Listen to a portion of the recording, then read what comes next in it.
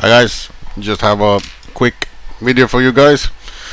If you see the model in the background, it uses two filament types. It's PETG and PLA, where I use PLA as the support interface and a small piece that will sort of create it so that when you print, you get a nice clean surface, like in the preview here. You can see here, come to here, and here we'll do a shift with my AMS of my X1C carbon. And originally, when I started printing these kind of objects, I got this laying all over my build plate. Oops, sorry. It's hard to get the camera to focus on it. What you see here is basically a representation of your flush volume. This is a big chunk of white and a small chunk of black. In this case, black was set to about 180 and the white was set to 686, I think. It's insane, 698 or something. As you can see, what happens is that it fills up in the excess chute on the printer, and it just starts to build around the nozzle. So when it tries to wipe it, it cannot manage to wipe the nozzle properly, so it starts dragging this around the build plate and it starts printing. And two things can happen. This one falls off and just lays around your build plate, or it sort of sticks to your nozzle while it's printing, or it can drag your print around, make it loosen from the build plate, or it can cause stringing and problems with your print itself. So the fix for this is to go into your slicer, in my case here, flushing volumes, and you can see here I adjusted it down. So this was 180, so this you read this as from black to white, then this is the value you need to have. It needs to flush 300.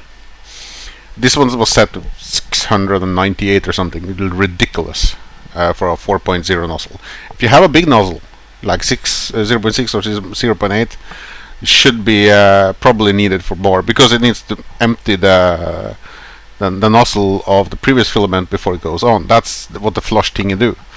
Now, if it's from white here to black, then it was originally like 180, and you can see that 180 on this nozzle is not so much, and that could potentially leave it that there would actually be some white in the black.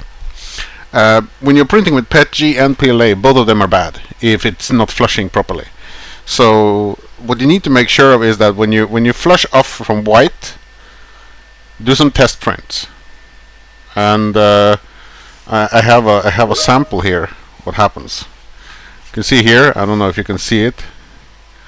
There's like a dark shade on the middle there.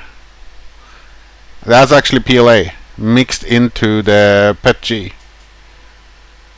You can see it in like here, just in front of my finger. Let me see if I can get it on camera. See there? It's hard. It's like a shade of black. Hard to show it on camera. In my case, it built it so much in that it's not really a problem for this particular print, but it will affect structural integrity of your prints, because PLA and PETG don't really stick together. That's why I use it for support interface. So I recommend, if you have print options like this, where you want to use PLA and different PLA and PETG together, do some flush tests with those two colors. The colors will differ. The flushing will differ based on color and filament type, so you need to test that. So if you're wondering why you have all these things laying around on your build plate, most likely it's two reasons. It can be a clogged nozzle, or most likely, if you're operating with two kinds of filaments, it is too high a flush volume set for those two filaments. And yeah, just wanted to inform you about that and show you where you can do it. So it's inside your, this is Orca Slicer I'm showing you. I prefer Orca Slicer over the Bamboo Studio.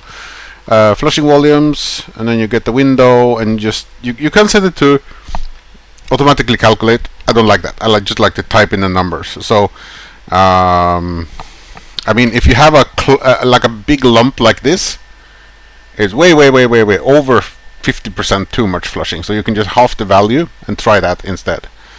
In my experience, I have tested a few values. I know that it's roughly should be okay with 300 because then I'm sure that it shouldn't work. So I have another print now going with 300, so we'll see how that goes.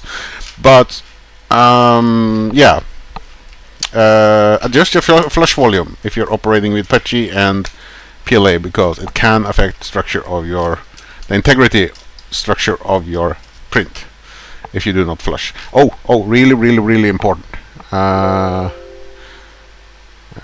If you are using PLA and PETG together, make sure that I have the 2.2 version. They moved the menu. Previously it was under support, now it's here. Do not have these ticked. Flush into objects infill, flush into supports. Remove that shit when you are using PETG and PLA together. It's nasty. I'm telling you. You basically will flush PLA into the infill and PETG into the infill and vice versa, and it will directly infect the structure, so that if you're printing, you can basically take them and do apart, because it will literally have no adhesion inside. So make sure those two flush options are disabled if you are using these two filaments together, or you will have problems. You may not look like it, but that thing is not going to hold over a long time. So that was really important to just mention. Oh, again, if you're operating with two of them, always use a prime tower. The reason for this is simple. When you are it's just building a preview. When you're printing like this and it change filaments, it will go to the chute, it will change filament, and it will wipe, and then it will go to the prime tower, and it will print a little bit of filament after it has emptied the nozzle. So after it does the flushing, it will print a little bit of filament, and when it reaches the end of the round on the prime tower, it will go directly to your print, avoiding oozing. So it will basically, if you calibrate it correctly, you will go from the prime tower to the print itself, and it will just start printing, and there will be no clog lumps or anything like small lumps of filament or anything, because it will not have time to extrude filament from the prime tower printing to the object printing. Yeah, so I just wanted to say that. So here you can see I have the prime tower laying, and it will only print like that. I have also noticed one thing. If you have a prime tower, make sure you create either a wide brim or something like that, or in my case I use extra adhesive like glue stick on the prime tower, because if that thing loosens, it will not be able to flush, and it ruins the rest of the print, because it cannot flush the nozzle properly, and you get a lot of stringing, and maybe you will basically end up like these things on the build plate, because it cannot prime to the tower. Felt I talked on in and out breath there.